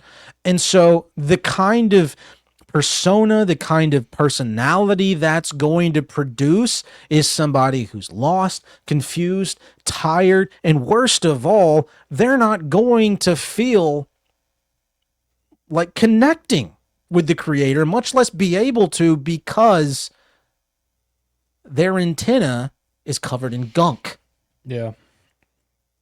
Yeah, and man, like, again, it's all part of like the establishment of the tenets of a secular religion. Like, man, they're taking on like the great physician role assigned to God. Yeah. Right. And like the idea that like we can heal through faith is like, I think of the woman who went and touched the hem of Jesus's cloak, right, and was healed through her faith.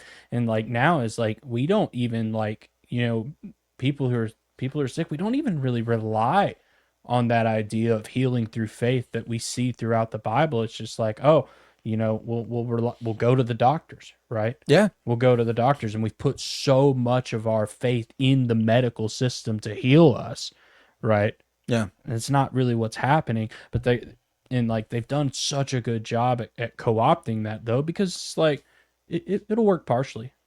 Yeah, I mean, it'll work well enough it'll work well enough to like keep you alive. Keep you alive and not make you realize what's actually happening. Yeah. Right. And not make you realize it's like, hey, you're not actually healed. It's like you've just kind of had a symptom masked over that's just going to remanifest in a couple of years. Yeah, absolutely right. But yeah, that's what they're doing, man, is they're taking over. Again, it's just taking over another kind of tenet of religion, if you will. Yeah, I mean, another example of the fact that these people can't create. Diverting it more so is what I should say. Yeah, no, it's another example of the fact that these people can't create. They can only turn things on their head. They can only twist. They can only corrupt. They can't create anything. They have to rely on either us to give over the self-agency to create it, right? Or they have to turn whatever the creator has put out there on its head. Like they can't actually create anything for themselves. That's the one thing, like one of the things that is reserved for God and the things he's breathed life into, Yeah. Yeah, I mean, it seems to be what the whole system is focused on, is simply clouding that connection, because you're absolutely right. If you go to like a modern physician, all they're going to do is say, hey, let's solve this symptom with another pill. What's that pill going to do?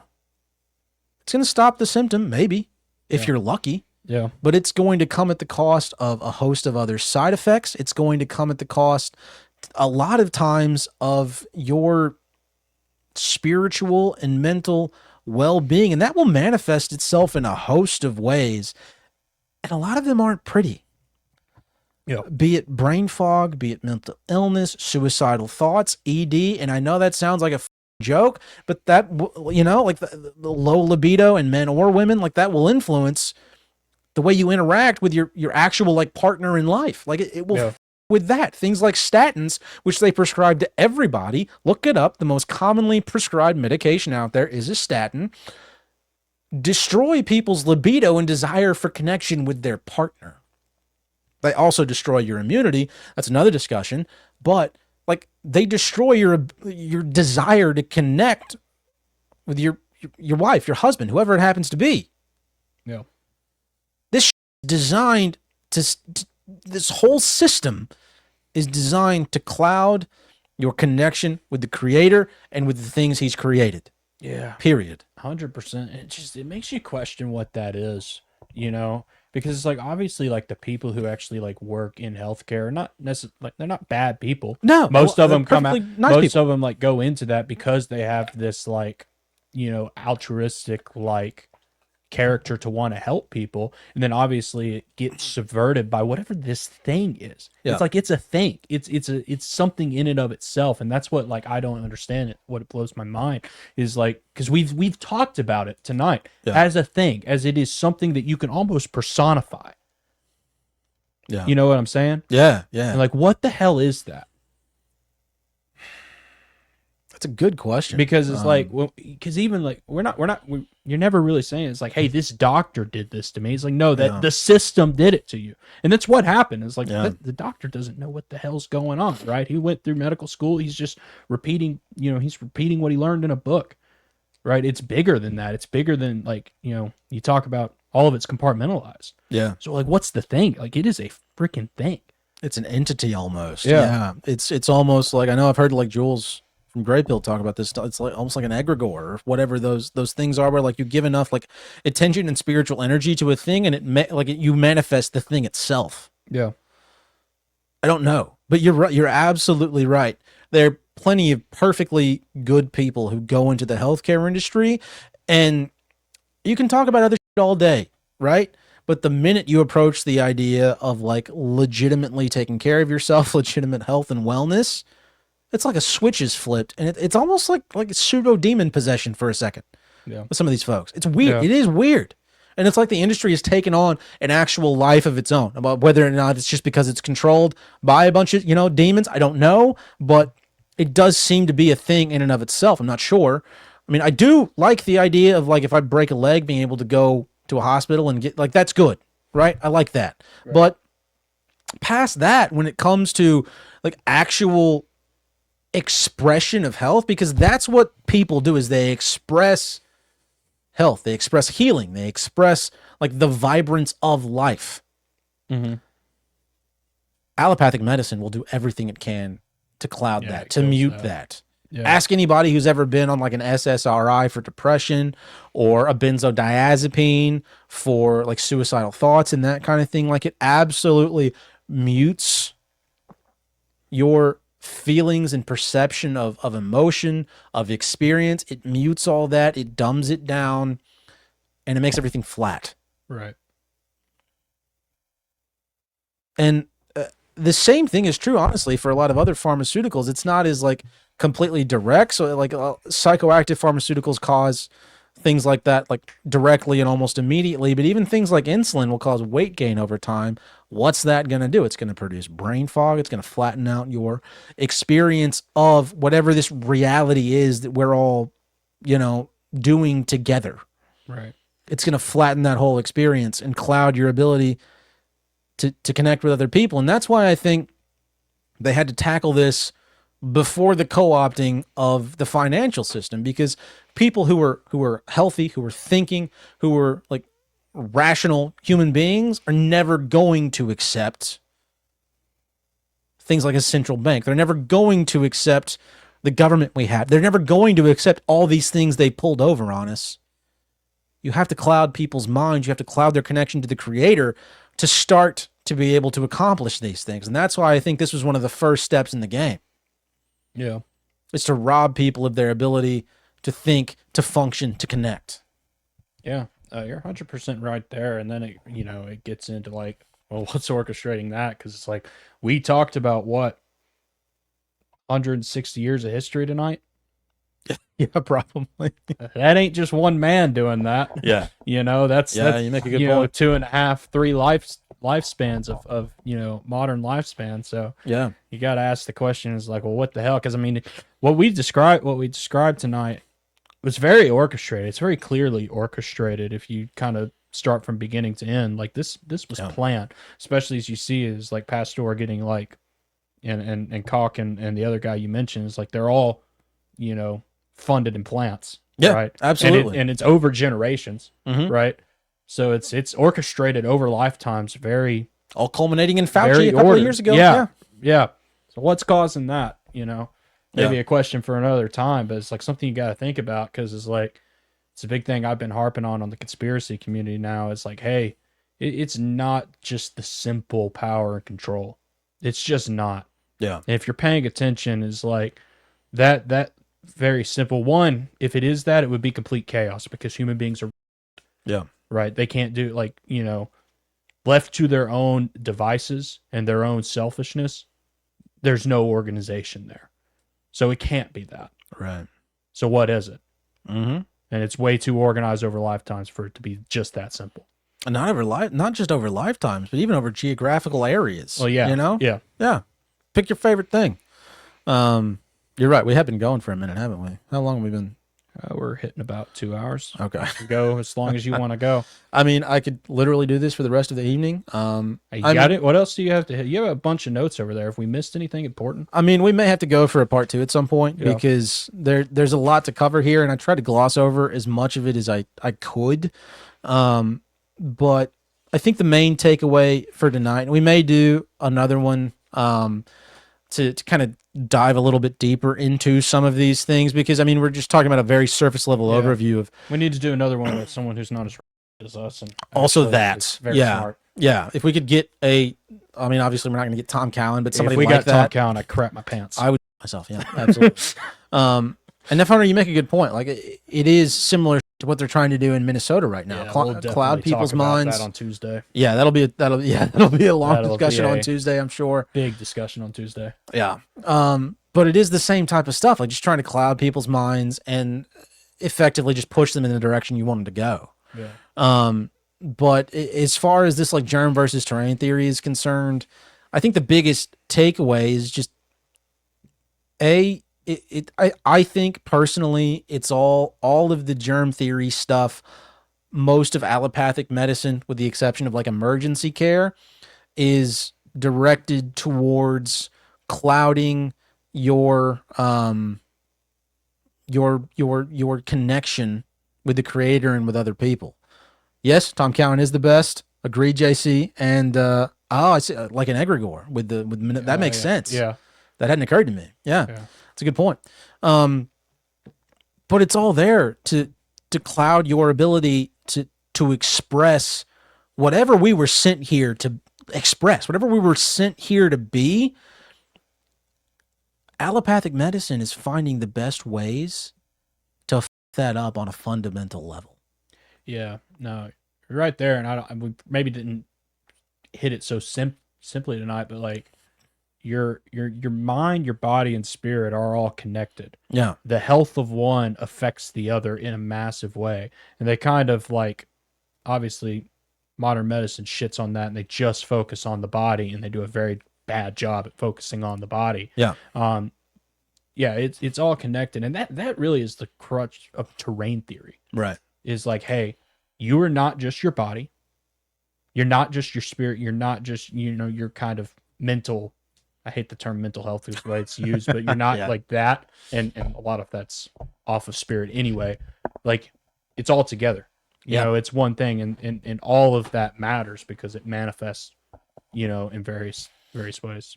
Yeah. I mean, and I know we need to wrap this up, but like that is said in like the concept of like Germanic new medicine or homeopathy, where the frequency you're vibrating at or the things you've experienced emotionally or mentally literally manifest themselves as physical symptoms. And if you don't address the emotional root of the problem or the spiritual root of the problem, you will invariably continue to deal with those things. It goes both ways. Like your spiritual health, your mental health, very notably, like even modern like alleged science will accept the fact that your mental health affects your physical well-being. Yeah, like that was described to me in counseling once. It's like, hey, it's almost that like you have something in your subconscious that you haven't resolved. And if you can't resolve it in your subconscious, it's going to come gonna to find a your, way it's out. going to find its way out. It's going to come to your physical, your physical. It's going to let you know it's there. Yeah. And The thing that, and that was very like a mainstream interaction, you know? yeah, yeah, it So, absolutely is. yeah. The thing that people don't make the connection to, though, which is I think unfortunate, is the connection between like those mental issues or spiritual issues and some of the bigger, like they think, oh man, you know, I may have a little indigestion, I may have some anxiety with this unsolved mental illness. No, it's things like cancer. It's things Yeah. like diabetes. Yeah. It's big, scary shit that Yeah, physically especially, like, happens. built over time. Yeah. Like built over, like, you know, it's why probably why you see people in their 40s, 50s, 60s, 70s start to develop cancer, because it's like builds and builds and builds and builds. And if it's not addressed, if you don't make things right with the creator, if you don't work through, you know, whatever past trauma you have, it's not gonna go away. Right. And it flows both ways. If you continue to flood your body with toxins, if you continue to, you know, provide poor genetic information to the actual core of what you are, then that will end up clouding those mental and spiritual connections that are absolutely essential to you leading the life you're put here to lead. Like it goes both. It's all connected. Yeah. And I don't know. People don't give it enough attention, I think, in a lot of cases. And I can keep going. we need to wind this down. It's getting late. But No, yeah, we'll absolutely do another. there's so much on this topic, man, and it's one of the most important.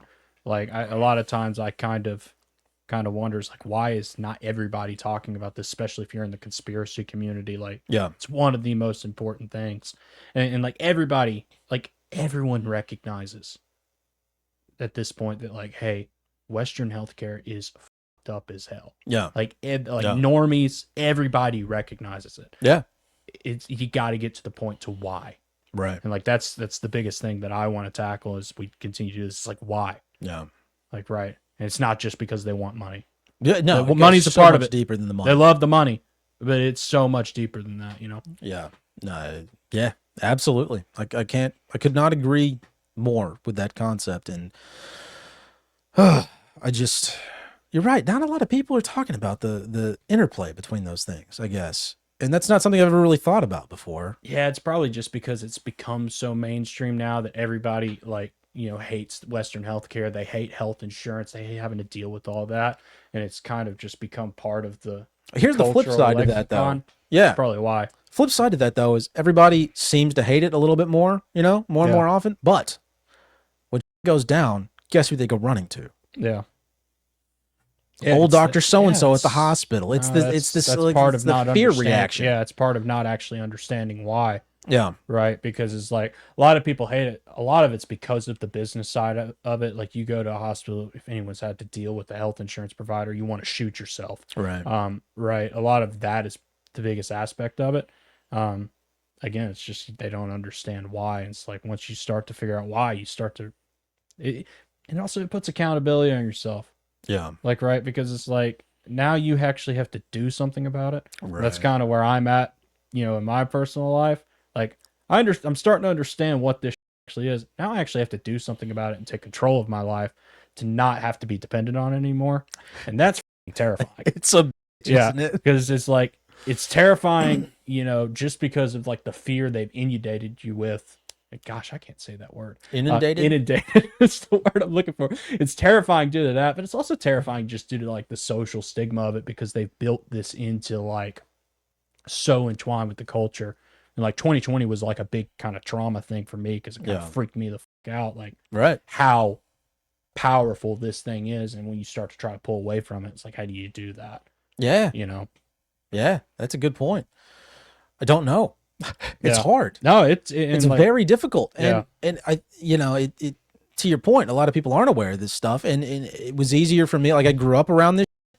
Yeah, you had hippies in the 90s. What? You had hippie parents in the 90s. I had hippie parents in the 90s, and it's probably helpful. You got the not having to worry about social stigma out of the way early. I did. Yeah, everybody thought I was a fucking weirdo. They still do actually, and I got used to it at like 6. You're absolutely right. But like even for me, I've grown up around this, and I still do. Like I still am coming off like a 3-month long toxin binge, essentially. So like it's not easy to take responsibility for this stuff, and even again, I've grown up with it. I still like immediately fall prey to that kind of thing. Yeah. Something happens emotionally, the first thing I reach for is a fucking bag of Doritos, some ice cream, and a pizza. Like, and that's completely the most unhealthy response I could have to that. Like, absolutely incorrect. But I think that's just testament to how difficult this kind of thing is, even if you've grown up in it. Like, for those people who aren't, I know we've gotten a lot of new listeners since the last time I talked about this, but for those, like, my mom was told, like, when they had me, like, hey, your kid's going to be, we are still waiting on the results. That they said, hey, he's going to have Down syndrome. She like flipped the script, went on like this really intense diet and changed things up. And so I grew up in that type of world where like nutrition was a big deal. Yeah, I mean, it's just a testament to what that can do. You can turn a kid to where he only has flare-ups every now and then. Yeah, it works. To like, some degree, it works. Like, maybe can't get rid of it completely, but, just down to a flare-up once a year or something. It's not that bad. Right, exactly. It's like turning down the heat on the stove. It's a little less bad. Yeah, just simmers. Yeah, right. Just the occasional bubble. It's fine. It's fine. It ain't weird. All right. Well, folks, thanks for listening. Thanks for sticking with us. For those of you that are still here, don't forget to check out our episode with the Biblical Hitmen on January 23rd. Go like and follow the pod. Like and follow on the YouTubes, on Rumble, on Twitter. Please like the Twitter channel. If you like the show, want to support the show, want some extra content, go check out the Patreon. Again, early bird special going on till March 1st. It's $2 right now. Go ahead and lock that in. We're going to continue to make that available to people. We're not going to continue to make it available to new people, but if you're locked in at the $2, you can keep that, right? That's how we're working this. I guess we need to talk about for how long, but at least for at least a year, I think. Yeah. And so take advantage of that while it's there. A lot of new content coming that direction within the next little bit. It's going to go live on March 1st. We've got a lot of content to film between now and then, but a lot of cool stuff coming with that. You'll get access to unedited eps on there. You'll get some stickers. You'll get some bonus content, at least a bonus ep a month, plus some other streams that we have in the works. So yeah, and even more to come. We're still working through everything else we want to put there, but we've got some pretty good ideas to start. I'm very excited about I am too. Yeah. So be sure to check that out. Obviously, follow us on our new Twitter account, because Twitter still sucks and banned our first one. Yep. So go check that out. Check out the last episode we did with Austin. Just seeing that pinned up there. We're gonna have a part 2 hopefully coming up here within a month or 2. We got to work that out, when to book that. But that was a banger. Ton of information. He's freaking awesome. So be sure to go check that out, and all the other stuff. Let's see. Trying to think if there's anything else. Tomorrow, I didn't get to it. I don't need to make the commitment. Within the next 2 days, I'm gonna have the edited release from our UFO UFO episode out. I didn't get to that. Completed this weekend, and I got to get a good thumbnail up, and then so that'll drop sometime within the next couple of days. Go out on all the audio platforms. We have to take out the wordy dirts for the audio platforms. Yeah, Spotify, Apple Podcasts, all that good stuff. Follow us there too. Yeah, I always forget about those. Me too. Yeah, go follow us on Spotify, Apple Podcasts. I think we're on whatever the Amazon platforms are. It's like wherever, Amazon Music, or something. Wherever the hell it sends it all to. Yeah. And then this one. This stream will go unlisted, so if you have the link, you can come back and watch it, but it'll drop in its entirety. This will be more editing, because we said the V word a lot tonight. We did. So I'll have to bleep that one a good bit. But this will probably come back up within a week, hopefully. So be sure to check that out then. And on that note, I need to remind myself, we say this, especially back when we weren't doing these live. We said this all the time, but we never did it. Show notes for that one, we probably We should probably drop. should put some in. Yeah. I'll probably somehow A link to the Contagion myth and Tom Cowan's website. Yeah. Oh yeah, dude. Glad You got said the that. book? I've got the book right here. Go check out this freaking book. It's incredible. It's like if you're looking for. Let me go to my full camera. Where is it? There. There we go. You're doing great. If you're looking for like the basis introduction to terrain theory, this is one of, in my opinion, probably the starters. It might be the best It might place be- to start. yeah, It's the Contagion myth Yeah. by Tom Cowan and Sally Fallon. Yeah, and dude, they wrote this in 2020. Like, you talk about some people that like have Amazon some- tried to ban it. They did ban it. They had to. It's also under the Truth About Contagion. It's the same book. Amazon banned the title. They had to re-release it under their title. But like, they took some freaking arrows for writing this book. They did. And they wrote it in a time where the culture had lost its mind and it was desperately needed. So go check out this book. It's very interesting. It'll make you think. Yeah. It'll make you think. I've got to go back through and reread it because I'm struggle retaining that I read. I have to read it a lot and summarize and listen. It's okay. So, but yeah, definitely check that out. We referenced it a good bit tonight, and it's a great book. And check out all of Thomas Cowan's work. It's Thomas Cowan, Andy Kaufman. If you it's good stuff. yeah, try to drop some links to those folks in the show notes because they are all worth listening to. Especially if you have any issues with any of the we talked about tonight. So Yeah. we'll try to get that in the show notes. All right, folks. Well, thanks for listening. We'll catch you guys on Tuesday for Touch Me Tuesdays live at 7 p.m. Yeah, a lot of interesting crap has happened in the I know it's been a busy kinda week. news culture. Yeah. Or culture's a stupid word. News cycle. So got a lot to talk about there. A lot of stuff to probably call fake and gay, and Yeah. it'll be a good time. Those Yeah. are a little bit more laid back, or they try to be. So Yeah, no, it'll be fun. Some of it will be probably a little sad this week, but it'll be mostly fun. yeah, So I got a lot of links from Neff Hunter to look into. So yeah, we do. Neff Hunter, Yeah. thank you again for appreciate it, man. for everything you've been sending us. It is really super interesting and very helpful. So be sure to shoot us your address so we can send you some also. So all right, folks. Well, thanks for listening again, and we will catch you guys on Tuesday, 7 p.m. Central. See y'all then. Later.